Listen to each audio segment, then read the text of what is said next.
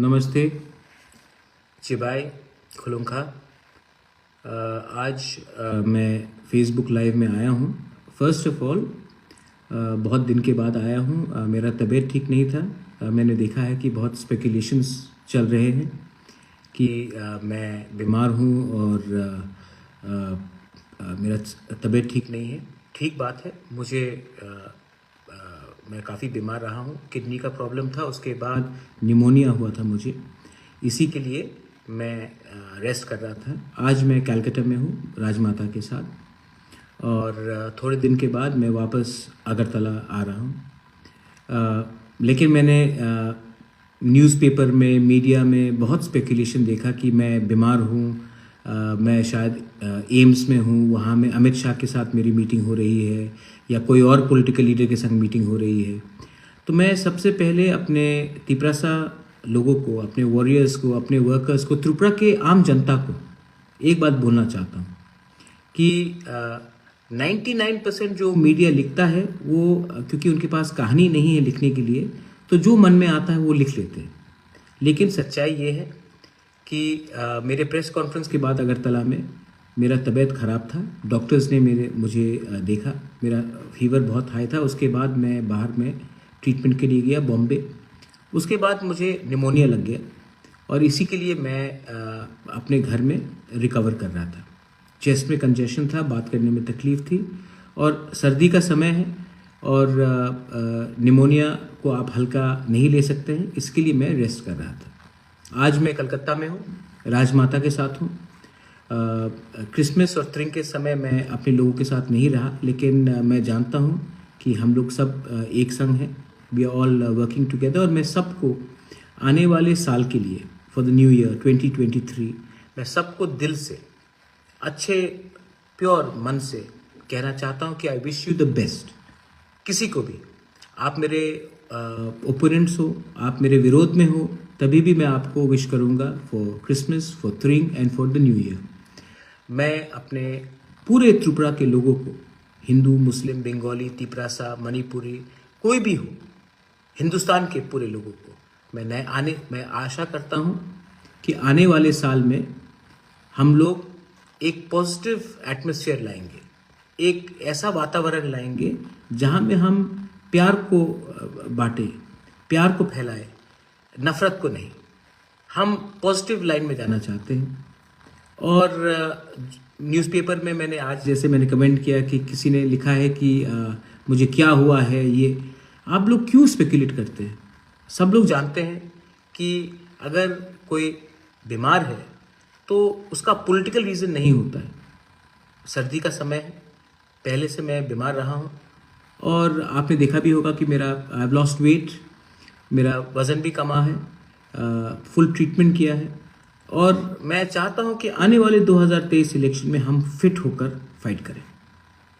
तो please media 99% जो लिख रही है वो उनके मन में एक मतलब कि शायद कुछ कहानी लिखने का है नहीं, तो वो लिखते जाते हैं, कहानी बनाते जाते हैं। लेकिन अगर मुझे अमित शाह से मिलना है, अगर मुझे प्राइम मिनिस्टर से मिलना है, अगर मुझे राहुल गांधी जी के संग भारत जोड़ो यात्रा में जाना है, तो मैं ओपनली जाऊंगा। मैं किसी से चुपचाप कर मिलूंगा नहीं। सो ये मेरा बहुत इम्पोर्टेंट बात है। अगर आपको मानी, एक minute, I am live on TV. आप हाँ, आपको लगता है कि मैं कहाँ हूँ? मैं आपको राजमाता से मिलवाता हूँ। कौन है? नहीं, you are live on TV. Rajmata. Oh, how nice. हाँ, you can wave to all the people in. Who are all? No, this is all the people here watching money. I'll just finish this, then I'll join you. अच्छा। Give me 5 minutes. तो जहाँ रहा बात आज का कि बहुत लोग स्पेकुलेट करते हैं मीडिया में। क्यों स्पेकुलेट करते हैं? मैं जो भी बोलूँगा सामने आकर सबके सामने बोलूँगा। पीठ पीछे मुझे काम करने का शौक नहीं है। मैंने पहले भी कहा है, सब लोग कह रहे हैं कि इस पार्टी के संग अलायंस है, उस पार्टी के साथ अलायंस है, लेकिन अलायंस उसी के साथ होगा जो हमारा पहला स्टेटमेंट था और आज भी वही हमारा लाइन है। जो भी हमारा कॉन्स्टिट्यूशनल सोल्यूशन अंडर आर्टिकल 2 और 3 फॉर ग्रेटर त्रिपुरा लैंड देगा, हम उनके साथ बात करेंगे। जो राइटिंग में नहीं देगा उनके साथ सीट शेयरिंग हो या अंडरस्टैंडिंग हो करना बेफजूल का बात है। सबका समय नष्ट होगा। इतने लोगों ने मुझे प्यार दिया है, इतने लोगों ने हमारे ऊपर विश्वास किया है, इतना हमने कमिटमेंट दिया है, तो आज इलेक्शन के 1 महीने पहले थोड़ा सा पैसा के लिए, थोड़ा सा सीट शेयरिंग के लिए मैं अपने वॉरियर्स को क्यों धोखा दूं? मुझे ज़िंदगी में पैसा नहीं चाहिए, मुझे ज़िंदगी में पोस्ट और नहीं चाहिए। वो पोस्ट जो आपने अपने दिल में मुझे दिया है विश्वास करके, वो पोस्ट मुझे चाहिए। मुझे कोई पॉलिटिकल पोस्ट नहीं चाहिए, मुझे अच्छा नाम चाहिए। हमारे लोगों को इंसाफ चाहिए, हमारे लोगों को जस्टिस चाहिए। 75 साल से आप जाकर गांव में देखिए कितना कष्ट होता है। और किसी को डायरिया का प्रॉब्लम, कोई मलेरिया से मर रहा है, रास्ता ठीक नहीं है, स्कूल में टीचर्स नहीं है, इतना प्रॉब्लम है। ये प्रॉब्लम का समाधान एक आदमी को एमएलए बनाने से मिल जाएगा आपको? ये प्रॉब्लम ठीक हो जाएगा अगर कोई मंत्री बन जाए? नहीं, ये प्रॉब्लम तभी ठीक होगा जब हमारा थानसा रहेगा और हम एक आवाज में गवर्नमेंट ऑफ इंडिया को बोले कि आप हमारा सोल्यूशन दीजिए, वरना हम आपके साथ कॉम्प्रोमाइज नहीं करेंगे। आज दरकार हमें नेता का नहीं है, आज दरकार हमें है कि अपना दिल को बड़ा करने के लिए। आज दरकार राजनीति का नहीं है, आज दरकार है कि अपना नियत को ठीक करने के लिए। आज आप एक आदमी को एमएलए और मंत्री बनाने से आपका कल्याण नहीं होगा। आज अगर आपको करप्शन को हटाना है ना, तो आप ऐसे लीडर को हटाइए जो अपने स्वार्थ के लिए, अपने नेतागिरी के लिए पूरा स्टेट का भविष्य को दांव में लगा देता है। आप वैसे लीडर को पकड़िए। त्रिपुरा के लोग अच्छे हैं। त्रिपुरा में असल में मैंने नहीं देखा है कि बंगालीज हो, मणिपुरीज हो, तिपरासाज हो, मुसलमान हो, क्रिश्चियंस हो, बुद्धिस्ट हो, लोग अच्छे हैं। प्रॉब्लम है कि हमारे नेता लोग स्वार्थी हैं। हर पार्टी में, मेरे पार्टी में भी है 1-2 लोग, मैंने नोटिस किया है। लेकिन मैं जानता हूं कि जब तक मैं आपके साथ विश्वासघात, मैं ईमानदार रहूंगा, तब तक हमें कोई नहीं हरा सकता। कोई शक्ति नहीं है इस देश में, इस दुनिया में, जो आपको हमसे दूर कर सके अगर हम सच्चाई के रास्ते में। बहुत लोग बोलते हैं कि इलेक्शन के लिए पैसे का दरकार है। कोई लोग तो, बीजेपी तो हमारे खिलाफ कोई 29 तारीख को कुछ आंदोलन भी कर रहा है। मैं आपको बोल रहा हूं, उनके पास पैसा हो सकता है, मेरे पास भगवान का प्यार है, आशीर्वाद है, जनता का विश्वास है। और मैं समझ चुका हूं कि ये मेरा लास्ट फाइट है, और मैं ये अपना लास्ट फाइट में अपना घर बेच दूं, अपना संपत्ति बेच दूं, लेकिन अपने लोगों को नहीं बेचूंगा। मैंने वायलेंस देखा है, मैंने ये भी देखा। मैं प्रशासन को भी एक बात बोलना चाहता हूं कि पूरा जिंदगी कोई पावर में नहीं रहता। मानिक सरकार इतने साल तक पावर में था, आज पावर में नहीं है। ये गवर्नमेंट भी आज जो पावर में है, ये पूरी जिंदगी पावर में नहीं रहेगा। तो आपका काम है कि डेमोक्रेसी को रिस्टोर करना। आपका काम है कि कानून, जो कानून संविधान में लिखा गया, उसका पालन करना, ना कि कोई नेता का बात सुनकर कानून क्रिमिनल्स को आप फ्री हैंड दे कि वो कानून तोड़े। आपका दायित्व बनता है कि पहले देखे कि वो त्रिपुरा का एक सिटीजन है, वासी है, ना कि बीजेपी का मेंबर है, सीपीएम का मेंबर है, कांग्रेस का मेंबर है या तिपरा मोथा का मेंबर है।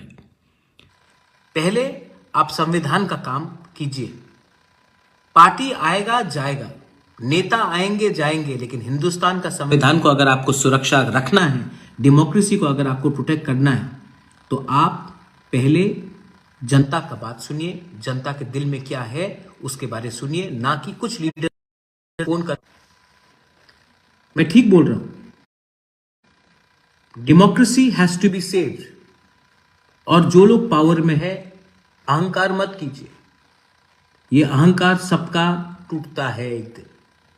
जो पावर में था आज नहीं है, और जो आज पावर में है वो कल शायद नहीं रहे।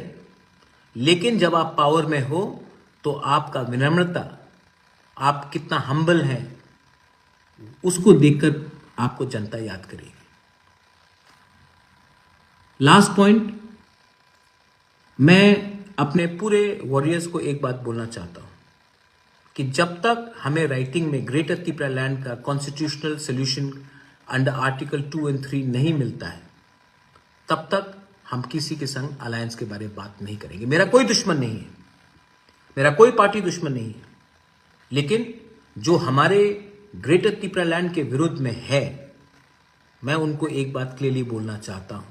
आपका क्या सोल्यूशन है? आप डेवलपमेंट के बारे में बात करते हैं। आप 75 साल तक क्या कर रहे थे?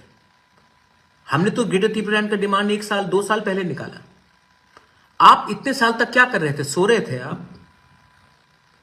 आपने हमेशा हमारे त्रिपुरा साहब को हल्का रखा, हल्के से लिया, हमें सीरियसली नहीं लिया। और मैं गलती भी नहीं बोलता क्योंकि हमारे कुछ लीडर हैं जो हमेशा थोड़ा पैसा देकर अपने लोगों को बेच देते हैं, लेकिन प्रद्योत विक्रम माणिक्य नहीं बिकने वाला है।